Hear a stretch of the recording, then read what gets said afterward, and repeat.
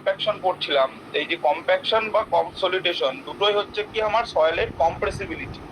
Compressibility মানে তার ভলিউমের ডিক্রিজ হবে, যেটা আগের দিন বলছিলাম। এবার আগের দিনে যে ভলিউম ডিক্রিজটা হচ্ছিল সয়েলের ক্ষেত্রে, সেটা কি জন্য হচ্ছিল? সয়েলের যে ভয়েডের মধ্যে এয়ার ছিল, এয়ারটা সেখান থেকে এক্সপাল হয়ে যাচ্ছিল, তাই তো? এক্সপালশন অফ এয়ারের জন্য সয়েলের ভলিউমে রিডাকশন হচ্ছিল, যাকে আমরা বলছিলাম। তার ফলে কি হচ্ছিল? ডেনসিটি, ড্রাই ডেনসিটি ইনক্রিজ করছিল, সেটাকে আমরা কম্প্যাকশন বলছিলাম। এবার কনসলিডেশন জিনিসটা কি, দেখা যাক সেটা কি লেখা আছে। যদি এক দু লাইন আমরা এখান থেকে পড়ি, when a compressive load is applied to the soil mass, a decrease in its volume takes place. তার মানে কি কম্প্রেসিভ লোড যে কোনো যদি অবজেক্টের ওপর বা যে কোনো বডির ওপর যদি আমরা অ্যাপ্লাই করি, তাহলে স্বাভাবিকভাবে তার ভলিউমের ডিক্রিজ হবে, সেটা এখানে লেখা রয়েছে। এখানে সেই অবজেক্টটা কি? সয়েল মাসকে আমরা উপর আর নিচ থেকে যদি কম্প্রেসিভ লোড অ্যাপ্লাই করি, তাহলে তার ভলিউম ডিক্রিজ হবে, সেটা লেখা রয়েছে। The decrease in the volume of the soil mass under stress is known as compression, and the property of the soil mass pertaining to its susceptibility to decrease in volume under pressure is known as compressibility. যদি এতটা মনে না রাখা যায়, তাও কি বলতে হবে? যে ডিক্রিজ ইন ভলিউম মাস সেটা হচ্ছে কম্প্রেশন, আর যে ability to decrease its volume under a compressive load, সেটাকে আমরা বলবো কম্প্রেসিবিলিটি। তার মানে কম্প্রেশন হচ্ছে the reason and compressibility is the property of the soil. বোঝা গেল আশা করি। এইবার এইখানে চলে এই লাইন থেকে কি বলছে? when a stress is applied to it, stress মানে লোড অ্যাপ্লাই করছি তবে স্ট্রেস জেনারেট হবে। the elastic deformation of the soil particles is negligibly small compared to the deformation caused by the change in relative position of the discrete particles and resulting decrease in the volume of points. আমরা কি জানি? দুই ধরনের আমার deformation হয়, একটা elastic deformation আর একটা হচ্ছে প্লাস্টিক ডিফরমেশন। ইলাস্টিক ডিফরমেশন মানে যে ডিফরমেশনটা রিকভার করা যায়, লোডটাকে আমি রিলিজ করে দিলে সে বডিটা বা সয়েলটা আবার আগের অবস্থায় ফিরে আসবে, দ্যাট ইজ ইলাস্টিক ডিফরমেশন। এবার যদি ইলাস্টিক ডিফরমেশন খুব কম হয়, তার মানে সয়েলটা আমার ইলাস্টিক থেকে প্লাস্টিক শেডের দিকে এগোচ্ছে। লোড অ্যাপ্লাই করার পর যদি লোডটাকে রিলিজ করি, সে পুনরায় আগের অবস্থায় ফিরবে না, তার মধ্যে পার্মানেন্ট কিছু ডিফরমেশন দেখা দেবে। পার্মানেন্ট ডিফরমেশন দেখা দেওয়া মানে কি? এখানে তার ভলিউমটা রিডিউস হলো, সেটা এখানে বলতে চেয়েছে। Resulting decrease in the volume of voids, voids এর ভলিউম কমছে। when the void are filled with air alone, যদি ভয়েডটা শুধুমাত্র এয়ার দিয়ে ভর্তি থাকে, compression of soil occurs rapidly। শুধুমাত্র এয়ার থাকলে কি বলছে? কম্প্রেশনটা তাড়াতাড়ি হবে। কেন? Because air is compressible and can escape easily from the void. Air তো আমরা জানি বাতাস কম্প্রেসিবল ম্যাটার, তাকে ইজিলি সেটা যখন due to application of load, সেই এয়ারটা ইজিলি এসকেপ করতে পারে ভয়েডের ভেতর থেকে। এবার বলছে কি? In a saturated soil mass having its voids filled with incompressible water, decrease in volume or compression can take place when water is expelled out of the void. প্রথম কন্ডিশনটা কি ছিল? যেখানে শুধুমাত্র ভয়েডের ভেতরে এয়ার ছিল, সেই এয়ারটাকে আমরা কম্প্রেসিভ লোড অ্যাপ্লাই করলে খুব ইজিলি সেখান থেকে বেরিয়ে যেতে পারতো। এবার যদি সেই এয়ারের মধ্যে জল থাকে, তখন আমরা সয়েলটা কি ধরনের সয়েল বলবো? Saturated soil. এবার সেই স্যাচুরেটেড সয়েলে যদি আমরা কম্প্রেসিভ লোড অ্যাপ্লাই করি, সেটাও কম্প্রেস হবে, বাট সেটা কম্প্রেস হতে আগের কন্ডিশনের তুলনায় অনেক বেশি সময় লাগবে। কেন? আমরা জানি ফ্লুইডের প্রপার্টিতে ওয়াটার কি এক ধরনের ফ্লুইড, তাহলে ফ্লুইড হচ্ছে ইনকম্প্রেসিবল ইন নেচার, মানে সহজে ওকে কম্প্রেস করা যায় না। সেক্ষেত্রে কম্প্রেস করে সেই ওয়াটারটাকে ভয়েড থেকে বার করার জন্য আমার সাফিসিয়েন্ট পরিমাণ টাইম লাগবে। ওই জন্য কনসলিডেশন প্রসেসটা আমার time dependent process. Such a compression resulting from a long-term static load and the consequent escape of pore water is termed as consolidation. তার মানে কি? একটা under long term static load মানে অনেক দিন ধরে বা অনেক সময় ধরে আমার যদি একটা কনস্ট্যান্ট লোড সেখানে পড়তে থাকে, এবার তার ফলে কি হবে? Consequent escape of poor water. Poor water মানে কি? পোর স্পেস কাকে বলে? যে ভয়েডটাকে আমরা বলি, ভয়েডটাকে বলা হয় পোর। এবার সেই পোরের ভেতরে যে ওয়াটারটা থাকে সেটাকে আমাকে বার করতে হবে, তাহলে সেটা অনেক দিন ধরে আন্ডার স্ট্যাটিক লোড মানে লোডটা একটা কন্টিনিউয়াস ওয়েতে আমার পড়ছে। ডাইনামিক মানে হচ্ছে ভ্যারিয়েবল লোড টাইপের হয়, এখানে যেহেতু স্ট্যাটিক লোড সেটা আমরা ধরে নিচ্ছি। কনস্ট্যান্ট একটা লোডিং এর রেসপেক্টে যদি অনেকটা টাইম ধরে আমার ডিফরমেশনটা হয়, তার ফলে পোর ওয়াটারটা সেখান থেকে এসকেপ আউট হয়, সেই প্রসেসটাকে বলা হচ্ছে আমার কনসলিডেশন। তাহলে বোঝা গেল কনসলিডেশন আর কম্প্যাকশনের বেসিক পার্থক্য। কম্প্যাকশন হচ্ছে আমার ভয়েডের ভেতর থেকে এয়ার বেরিয়ে যাবে, আর কনসলিডেশন হচ্ছে ভয়েডের ভেতর থেকে আমার ওয়াটার বেরিয়ে আসবে। এটা হচ্ছে বেসিক পার্থক্য। তাহলে কম্প্যাকশন হচ্ছে খুব তাড়াতাড়ি হবে, ইনস্ট্যান্টেনিয়াস প্রসেস, আর কনসলিডেশন হচ্ছে একটা টাইম ডিপেন্ডেন্ট বা টাইম টেকিং প্রসেস। এগুলো হচ্ছে বেসিক ডিফারেন্স। আশা করি বোঝাতে পারলাম, বুঝতে না পারলে জিজ্ঞেস করবি।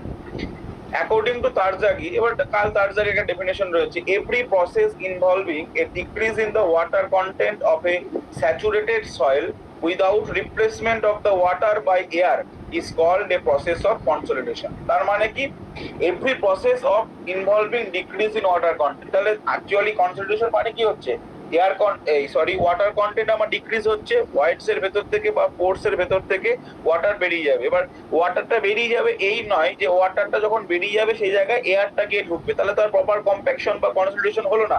আমার যদি ওয়াটার বেরিয়ে আসছে কিন্তু তার জায়গায় যদি এয়ার আবার রিপ্লেস করে সেই জায়গাটায়, তাহলে ভলিউমে তো ডিক্রিজ হবে না।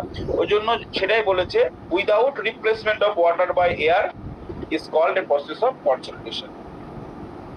The opposite process is called the process of swelling, which involves an increase in the water content due to increase in the volume of moving or increase in the volume of voids. আচ্ছা, এই consolidation মানে হচ্ছে এর উল্টোটা কি হবে, এর উল্টো হচ্ছে সোয়েলিং। সোয়েলিং মানে তোরা জানিস, সোয়েলিং মানে হচ্ছে যদি মেটেরিয়ালের ভেতরে জল ঢুকে যায়, মানে যদি ওয়াটার আরো বেশি পরিমাণে অ্যাবজর্ব করে, তাহলে তার ভলিউমের এক্সপানশন হবে, সেই ফেনোমেনাটাকে বলা হয় হচ্ছে সোয়েলিং। তাহলে swelling is just opposite of consolidation. আশা করি বোঝা গেল। আর যেখানে আর পড়ার বলতে এখানে কয়েকটা জিনিস বলেছে, কম্প্রেসিবিলিটি দরকার নেই জায়গাগুলো। তাহলে কনসলিডেশনের ডেফিনেশন আর কনসলিডেশন আর কম্প্যাকশনের যে বেসিক পার্থক্যটা, সেটা কিন্তু এই ফার্স্ট প্যারাগ্রাফের মধ্যেই বলা আছে। যেটা পড়ে নিস, সেটা বললাম, আরো ক্লিয়ার হয়ে যায় ব্যাপারটা, সেখানে পড়ার দরকার নেই। নেক্সট চলে আসি, নেক্সট ওটা তাহলে ওই জায়গাটা থেকে ভালো করে দেখে নিস, হয়ে যাবে ওখান থেকে। নেক্সট এবার আমরা পরে একটা দুটো পেজ ছেড়ে, হ্যাঁ এই যে পেজ নাম্বার 357, তোরা বারবার বলছি পেজ নাম্বার গুলো আর টপিক নাম্বার গুলো মার্ক করে রাখবি, যাতে পরবর্তীকালে খুঁজে পেতে সুবিধা হয়। পেজ নাম্বার 357-এ চলে আয়, সেখানে লাস্টের দিকে দুটো সব পড়বো না, পুরো পড়ে সময় নষ্ট করে মাথা নষ্ট করে লাভ নেই। এই জায়গাটায় চলে আয়, হ্যাঁ এখানে আমার কার্সারটা যেখানে মুভ করছে, তোরা একটু স্ক্রিনে নিজেরা জুম করে নে, সেখানে দেখ কি লেখা আছে, the reduction in volume of soil, the reduction in volume of soil which is due principally to a squeezing out of water from the void is termed primary consolidation, primary compression or primary time effect. তার মানে কি, primarily squeezing out of water মানে pressure apply করলাম, compressive load, তার ফলে ভয়েডস এর ভিতরে যে জলটা ছিল সেটা স্কুইজ আউট হওয়া। মানে কি, আমরা কোনো জিনিসকে প্রেসার দিলে বা চাপলে সেখান থেকে জল যদি থাকে বেরিয়ে আসে, সেই করাটাকে বলছে স্কুইজিং আউট। এটাকে বলা হচ্ছে প্রাইমারি কনসলিডেশন, বা যদি কেউ প্রাইমারি কম্প্রেশন বলে একই জিনিস, অথবা প্রাইমারি টাইম এফেক্ট। তিনটে টার্মই কিন্তু সেম জিনিসকে সিগনিফাই করছে। এবার বলছে কি, even after the reduction of all excess hydrostatic pressure to zero. আচ্ছা, হাইড্রোস্ট্যাটিক প্রেসার টু জিরো মানে due to the presence of water into the voids, যে প্রেসারটা অ্যাপ্লাই হয় সয়েল পার্টিকেলের ভেতরে, তাকে আমরা কি বলি, হাইড্রোস্ট্যাটিক প্রেসার। তার জন্য পোর ওয়াটারের জন্য যে প্রেসারটা সয়েল পার্টিকেলের উপর অ্যাপ্লিকেবল হয়, তাকে বলা হয় হচ্ছে হাইড্রোস্ট্যাটিক প্রেসার। এবার যেহেতু ডিউ টু কনসলিডেশন আমার ওয়াটারটা এসকেপ হচ্ছে পোর পেজ থেকে বা ভয়েড থেকে, তাহলে এখন আর জলের প্রেসার থাকবে না, তাহলে হাইড্রোস্ট্যাটিক প্রেসারটা কি হয়ে যাবে, অবশ্যই জিরো হয়ে যাবে। তাহলে সেটাই বলেছে, even after the reduction of all excess hydrostatic pressure to zero, some compression of soil takes place at a very slow rate.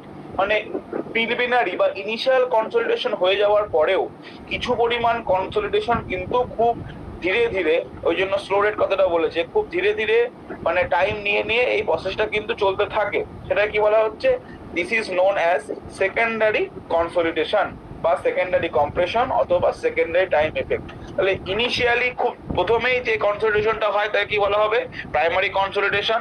এবার প্রাইমারি কনসলিডেশন হয়ে যাওয়ার পরেও কিছু পরিমাণ কনসলিডেশন অনেকদিন ধরে চলতে থাকে, যেটাকে আমরা বলবো সেকেন্ডারি কনসলিডেশন। সেটা এখানে বলা আছে। আছে, তাহলে প্রাইমারি আর সেকেন্ডারি কনসলিডেশন কি সেটা কিন্তু আমরা এখান থেকে দেখলাম। তারপরে চলে আয় এখানে গ্রাফ রয়েছে, গ্রাফটাকে পড়া দরকার নেই, আমি ডাইরেক্ট চলে আসছি, এটা মনে রাখতে হবে।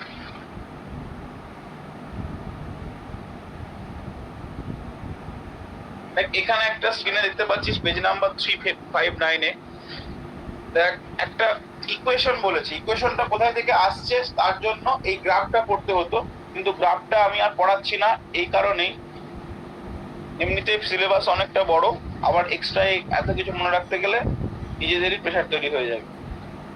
ওই জন্য তোদের ডাইরেক্ট যেটা মনে রাখতে হবে সেটা আমি বলে দিচ্ছি, আমি একটু এক্সপ্লেন করে দিচ্ছি দরকার হলে। দেখ একটা ম্যাথামেটিক্যাল এক্সপ্রেশন লেখা আছে, ইকুয়েশন 15.4 আমি পরে আসছি। সি সাফিক্স সি, ঠিক আছে, ক্যাপিটাল সি সাফিক্সে সি রয়েছে, equals to E0 minus E by log 10 sigma dash by sigma 0 dash. কি বললাম? E0 minus E by log 10 sigma dash by sigma 0 dash. তাহলে প্রথম হচ্ছে সিসি মানে কি? সিসি মানে হচ্ছে কম্প্রেশন ইন্ডেক্স। কি লেখা আছে দেখ, উপরে লেখা রয়েছে স্পষ্টভাবে, সিসি মানে হচ্ছে কম্প্রেশন ইন্ডেক্স। E0 মানে কি? ই ফর আমরা জানি কি ভয়েড রেশিও, E0 মানে হচ্ছে initial void ratio corresponding to initial pressure sigma 0 dash. Sigma মানে হচ্ছে প্রেসার, তাহলে 0 ফর 0, যেখানে 0 লেখা থাকবে সেটা বুঝে নিতে হবে ইনিশিয়াল কন্ডিশন। E0 মানে হচ্ছে void initial void ratio corresponding to initial pressure sigma 0 dash, আর শুধু ই মানে হচ্ছে void ratio at increased pressure that is sigma dash. তাহলে এরকম হঠাৎ করে আমি ইনিশিয়াল ফাইনাল প্রেসার বা প্রেজেন্ট প্রেসারের কথাগুলো কেন বলছি? ভাব, আমার অ্যাকচুয়ালি ব্যাপারটা কি হচ্ছে, কনসলিডেশন। কনসলিডেশন মানে কি? ভলিউমের ডিক্রিজ হচ্ছে। ভলিউমের ডিক্রিজ হওয়া মানে কি? ভয়েড রেশিও প্রথমে যা ছিল সেখান থেকে কমবে, initial void ratio is higher with respect to final void ratio. তাহলে ইনিশিয়াল ভয়েড রেশিও প্রথমে যা ছিল তখন যা প্রেসার ছিল, পরবর্তীকালে প্রেসার আমাকে নিশ্চয়ই বাড়াতে হবে, তবে ভয়েড রেশিওটা ডিক্রিজ করবে, এটা বেসিক কনসেপ্ট। ওই জন্য দেখ সিগমা 0 ড্যাশ সেটা নিশ্চয়ই কম হবে with respect to sigma dash. তাহলে log 10 sigma dash by sigma 0 dash আমি কতটা লিখলাম? Log 10 sigma dash by sigma 0 dash কেন লিখলাম? আমি তো উল্টোটাও লিখতে পারতাম, উপরে সিগমা 0 আর নিচে সিগমা ড্যাশ, কিন্তু না, যেটা বেশি ভ্যালু সেটাকে উপরে লিখতে হয় লগে, ওই জন্য উপরে আমি কি লিখলাম? Sigma dash. Sigma dash is greater than sigma 0 dash. কেন? সিগমা 0টা কোন কন্ডিশনে? ইনিশিয়াল কন্ডিশনে প্রেসার, আর সিগমা ড্যাশটা কোন কন্ডিশনে? ফাইনাল কন্ডিশনে প্রেসার। তাহলে এটাকে কি লিখতে পারি? E0 minus E, initial void ratio minus final void ratio, দুটো ডিফারেন্স। তাহলে ওটাকে লিখতে পারি কি? ডেল্টা ই, আর এটা হচ্ছে ফাইনাল প্রেসার আর ইনিশিয়াল প্রেসারের লগের ডিফারেন্স, তাহলে এটাকে লিখতে পারি ডেল্টা লগ 10 সিগমা ড্যাশ। তাহলে সিসি ইকুয়ালস টু কি হয়ে গেল? Delta E by delta log 10 sigma dash. তাহলে বুঝতে পারলি কম্প্রেশন ইন্ডেক্স জিনিসটা কি? ভয়েড রেশিও আর হচ্ছে কি আমার প্রেসারের বা স্ট্রেসের, প্রেসার আর স্ট্রেস একই জিনিস, সিগমা দিয়ে আমরা স্ট্রেস ডিফাইন করি, বা এখানে সিগমা দিয়ে প্রেসার লিখেছে, তো ইনিশিয়াল স্ট্রেস ফাইনাল স্ট্রেস লিখিস তাতেও কোনো ভুল নেই। তাহলে দুটো রেশিও নিয়ে আমরা কি তৈরি হচ্ছে? কম্প্রেশন ইন্ডেক্স তৈরি হচ্ছে।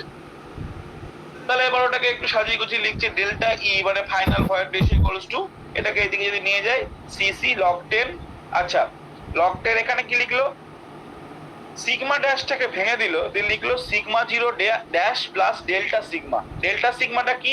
সিগমা 0 ড্যাশ ছিল হচ্ছে ইনিশিয়াল কন্ডিশন, আর কতটা সিগমা, কতটা স্ট্রেস বা কতটা প্রেসার আমি ইনক্রিজ করলাম, দ্যাট ইজ ডেল্টা সিগমা। তোরা যদি এটাকে sigma 0 dash plus delta sigma না লিখে এটাকে ব্র্যাকেট দেওয়া উচিত ছিল, শুধু সিগমা ড্যাশ লিখি তাতেও হবে, যার যেটা সুবিধা হবে।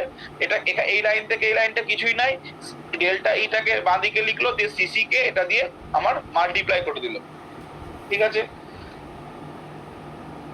আচ্ছা, এইবার এই সিসির ভ্যালু, কম্প্রেশন ইন্ডেক্সের ভ্যালু, সেটা স্কেমটন বলে একজন scientist conducted consolidation test on a number of clays from different parts of the world and gave the following equation for the compression index for a remolded sample. স্কেমটন অনুযায়ী এই সিসির value হচ্ছে 0.007 WL মানে কি মনে আছে? WL মানে হচ্ছে লিকুইড লিমিট, তো সেই লিকুইড লিমিটের সঙ্গে কম্প্রেশন ইন্ডেক্সের একটা রিলেশন যেটা স্কেমটন দিয়েছিল, সেটা হচ্ছে এই ফর্মুলেশন 0.007 WL মাইনাস 10%। এটা কিন্তু আমাকে মনে রাখতে হবে, পরের দুটো দরকার নেই। বেশ, তাহলে কম্প্রেশন ইন্ডেক্স দেখলাম, আর স্কেমটন ফর্মুলার সাহায্যে কম্প্রেশন ইন্ডেক্স আর লিকুইড লিমিটের কি রিলেশন সেটা আমরা দেখলাম। নেক্সট হচ্ছে পরেরটা দেখ লেখা রয়েছে কোএফিসিয়েন্ট অফ কম্প্রেসিবিলিটি।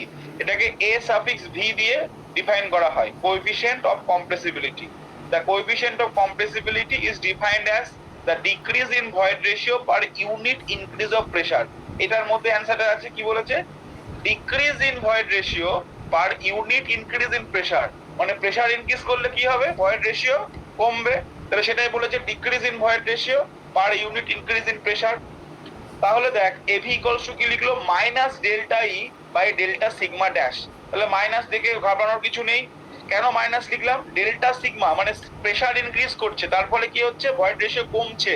যেহেতু নেগেটিভ ওই জন্য হচ্ছে ডিক্রিজ করছে, ওই জন্য ডিক্রিজ করার জন্য এখানে নেগেটিভ সিম্বলটা দেওয়া হয়েছে।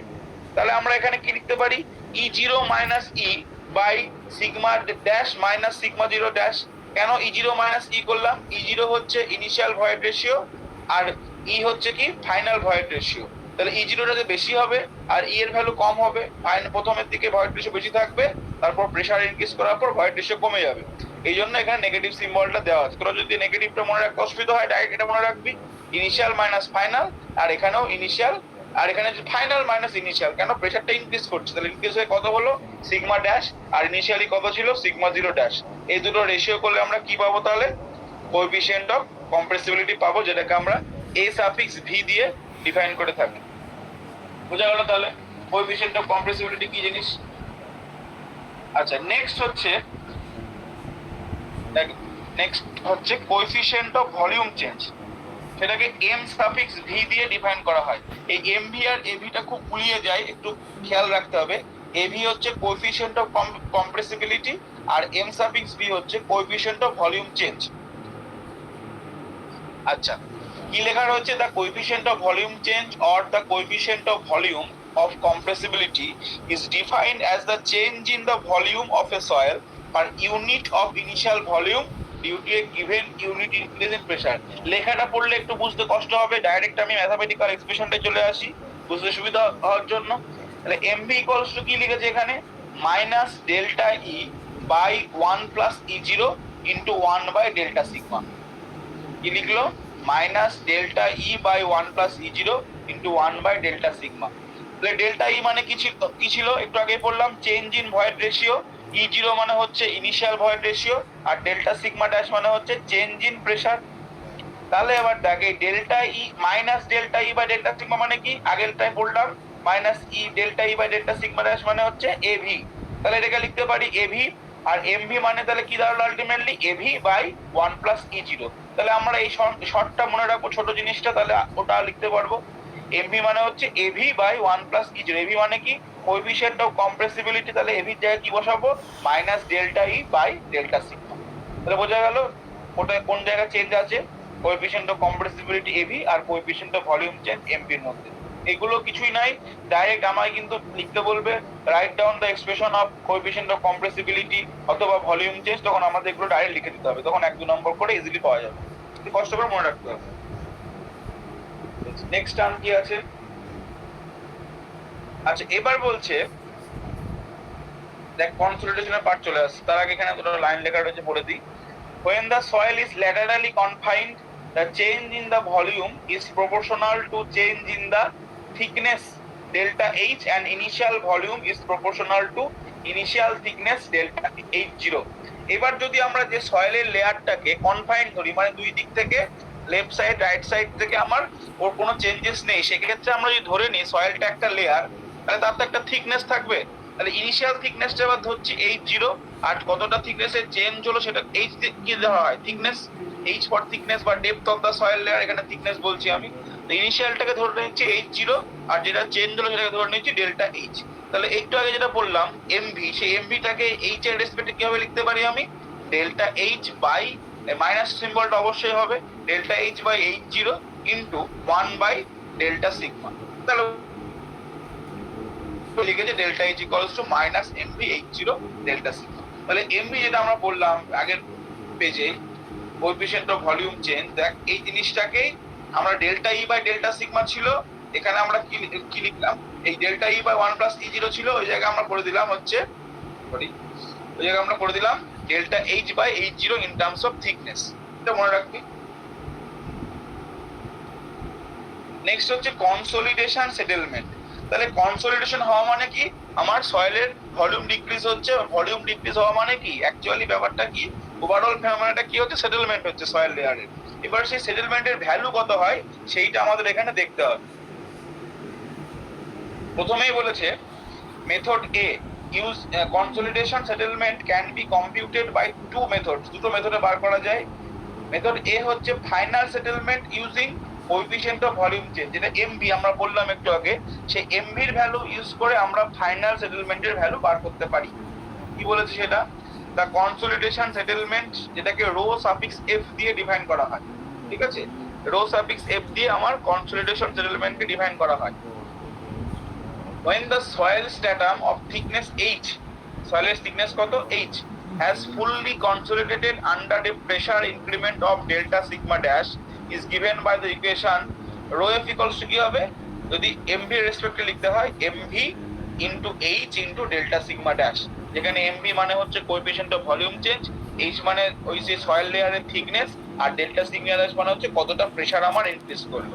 এখান থেকে আমরা ফাইনাল সেটেলমেন্টের ভ্যালু রো এফ সেটা বার করতে পারবো। ব্যাস, এরপরে এগুলো দরকার নেই, যেটা পড়তে মানা করছি পড়বি না। এবার হচ্ছে final settlement by void ratio.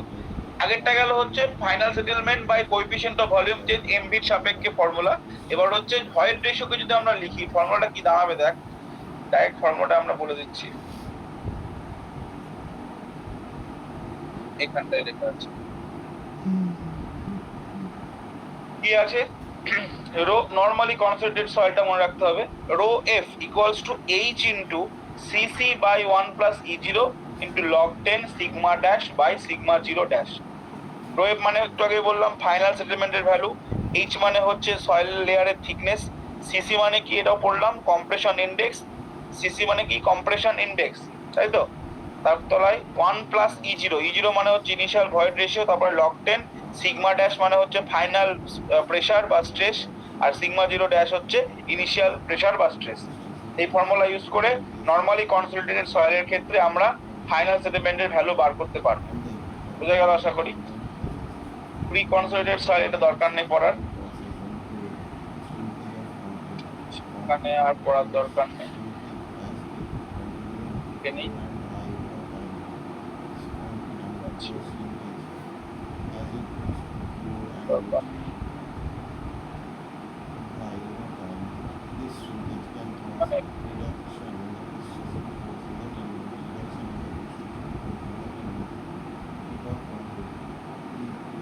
হ্যাঁ, আমি ডাইরেক্ট যে ফর্মুলাগুলো ইউজ হবে আমি সেগুলোই বলে দিচ্ছি, কিন্তু যেভাবে আসছে সেগুলো একটাও বলছি না, কেন সেগুলো প্রয়োজন নেই, পড়ারও দরকার নেই। এখানে দেখ পেজ নাম্বার 364-এ একটা ইম্পর্টেন্ট টার্ম রয়েছে, বারবার বলছি পেজ নাম্বার মার্ক করে রাখবে, পরীক্ষার সময় কিন্তু পড়তে খুঁজে পাবি না। পেজ নাম্বার 364-এ দেখ একটা টার্ম লেখা রয়েছে, সেটা হচ্ছে সি সাফিক্স ভি, এটাও ইম্পর্টেন্ট। সিভি হচ্ছে কোএফিসিয়েন্ট অফ কনসোলিডেশন। এর আগে আমরা দুটো কোএফিসিয়েন্ট বললাম, কি কি বললাম, কম্প্রেশন তিনটে বলেছি, compression index CC, coefficient of consolidation তো বললাম সিভি, এখন পড়বো আর কি, আর একটা বললাম হচ্ছে এভি বললাম, এভি তারপরে বললাম হচ্ছে mv coefficient of volume change. এবার হচ্ছে c suffix v, c suffix v হচ্ছে কোএফিসিয়েন্ট অফ কনসোলিডেশন, যেটা ইকুয়ালস টু হচ্ছে k by mv into gamma ডব্লিউ। তাহলে কে মানে কি, কার মনে আছে, হ্যাঁ রে, কে মানে কি, কে দিয়ে কি ডিফাইন করি আমরা, কোএফিসিয়েন্ট অফ একদম কোএফিসিয়েন্ট অফ পারমিয়েবিলিটি, তাই তো, আমরা পড়েছিলাম ডার্সিস ল পড়ার সময়। এই কে মানে হচ্ছে কোএফিসিয়েন্ট অফ পারমিয়েবিলিটি, আর এমভি মানে আমরা একটু আগে বললাম কোএফিসিয়েন্ট অফ ভলিউম চেঞ্জ, আর গামা ডব্লিউ মানে তোরা জানিস ইউনিট ওয়েট অফ ওয়াটার। তাহলে coefficient of consolidation cb equals to কি হয়, কে বাই এমভি গামা ডব্লিউ, বা যদি কেউ মনে রাখতে চাই k equals to CV into mv into gamma ডব্লিউ। এবার এটা পরের লাইনে কি করেছে, এই এমভির ভ্যালুটা দেখ বসিয়ে দিয়েছে। এমভি ইকুয়ালস টু আমরা কি জানি, একটু আগে বললাম AV by 1 plus E zero. তাহলে এমভির ভ্যালু জায়গায় এভি বসালাম, আর 1 প্লাস ই জিরো নিচে ছিল, উপরে উঠে গেল। এটা না মনে রাখলেও এটা মনে রাখলেও হবে, আর পরে এখানে এমভি ভ্যালু বসিয়ে দেবো। ঠিক আছে, এই সিভির ভ্যালুটা বা এক্সপ্রেশনটা আমাকে মনে রাখতে হবে। সিভি মানে হচ্ছে কোএফিসিয়েন্ট অফ কনসলিডেশন। বেশ, এরপরে যেটা পড়তে হবে এখান থেকে, ডেরিভেটিভ থেকে ভয় পাওয়ার দরকার নেই, এগুলো পড়তে হবে না, ওদের নেই।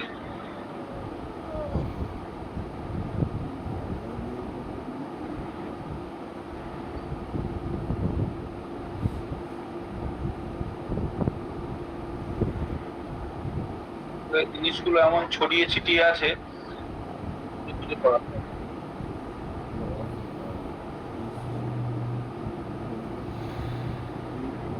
টাইম ফ্যাক্টরটা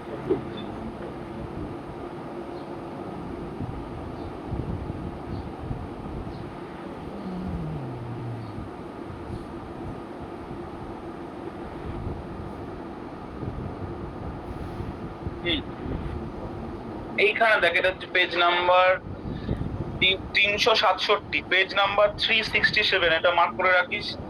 এখানে আরেকটা টার্ম রয়েছে,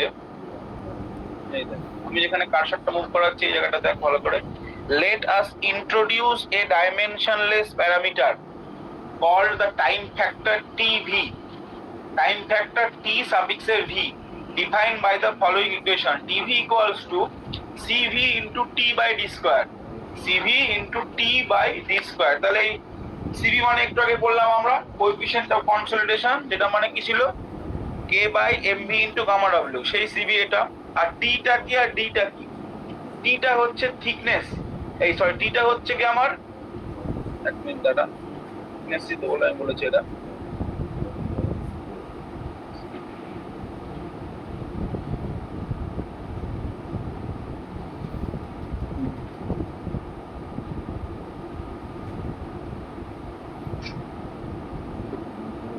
আচ্ছা টাইম ফ্যাক্টর, টি হচ্ছে কনস্ট্যান্ট, টি হচ্ছে টাইম, সরি টিটা হচ্ছে আমার টাইম, ঠিক আছে, t is not thickness, h হচ্ছে থিকনেস। তো কোথায় গেল যেটা পড়াচ্ছিলাম, cv into T by D square. এবার ডিটা কি, ডিটা হচ্ছে ড্রেনেজ পাথ।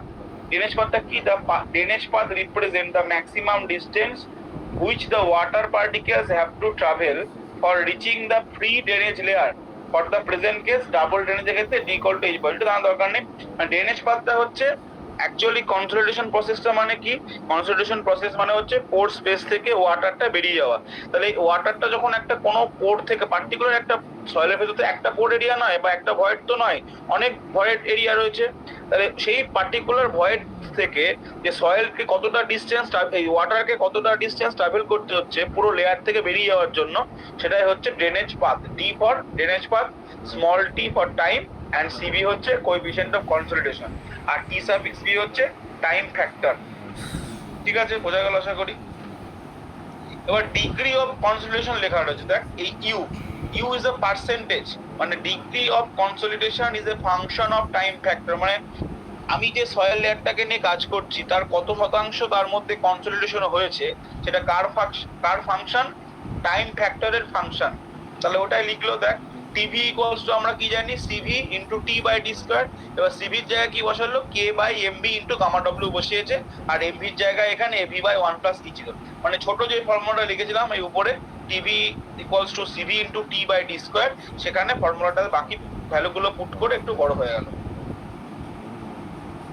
তাহলে ওটাই বলেছে time factor and hence the degree of consolidation depends upon, কার কার উপর ডিপেন্ড করবে, thickness of the layer, number of drainage spaces, k cv, and magnitude of the consolidation pressure, manner and distribution across the thickness layer. ওটা লিখে দিয়েছে, সেখানে আর দরকার নেই এগুলো পড়ার, ফর্মুলারও দরকার নেই, যেহেতু অঙ্ক নেই।